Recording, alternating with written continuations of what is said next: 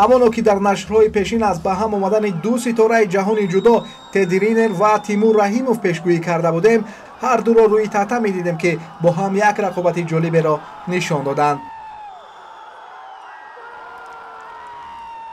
душанбе гранд-слам 2024 кадом варзишгарони навро рӯбарӯи шумо овард?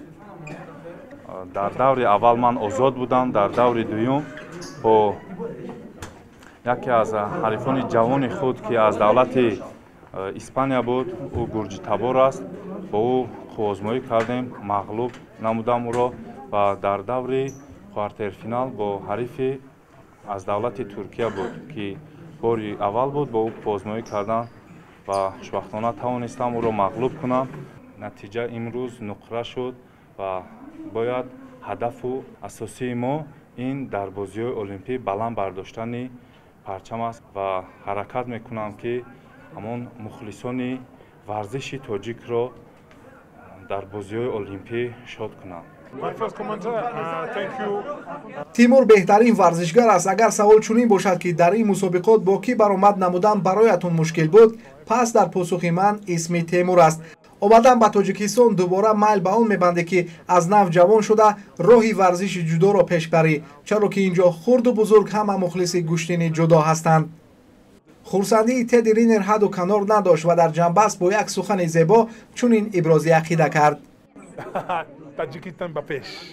муҳаммадҷон Абдуҷалилзода зери вазни 90 килограмм ва Ҷаҳонгир Маҷидов зери вазни то 100 килограмм ба гирифтани медалҳои биринҷии гранд-слам душанбе 2024 ноил гардиданд.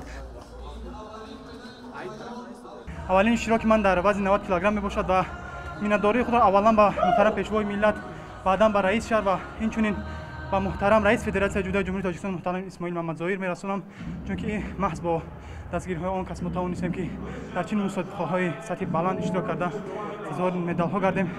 мо ки дар назди мардуми худ дар шаҳри азизи худмон қарор доштем, барои мо ин вазифа қарз буд ки мо бояд аз ин ҷо бемедал набароем ва хурсанд ҳастем ки ҳозир сазовари медали биринҷӣ шудем.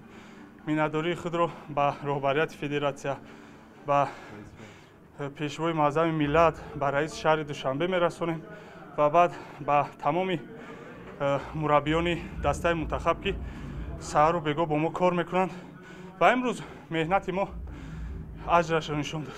ноиби президенти Федератсияи ҷудои Тоҷикистон Эргаш Маҳмадбеков дар маҷмӯъ ҳунарнамои варзишгарони тоҷикро дар мусобиқаи мазкур олӣ арзёбӣ намуд. дар гранд-слами Душанбе паҳлавонони тоҷик тонистанд ки 7 медал ба даст оранд, якта тилло, сета нуқра ва сета медали биринҷӣ ки ин медалҳои таърихианд ки ягон бор дар таърихи ҷудои тоҷик ин хеле натиҷа набуданд.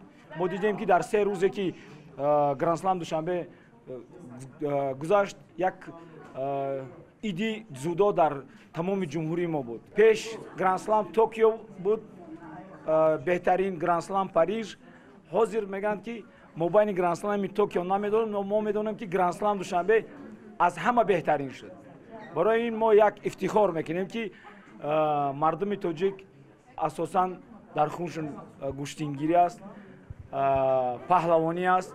ина имрӯза дар 3 рӯз гузарондани ин чорабинӣ бачаҳо варзишгарони мо нишон доданд ки варзиши тоҷик, ҷудои тоҷик дар сатҳи баланди ҷаҳонӣ меистад. пас аз анҷоми Олимпиадаи Париж 2024 Федератсияи ҷудои Тоҷикистон мизбони ду мусобиқаи муҳташам аст ки баргузории он ба соли ҷорӣ рост меояд. мо ба тими ҷудои меҳан барори комёбӣ таманно дорем.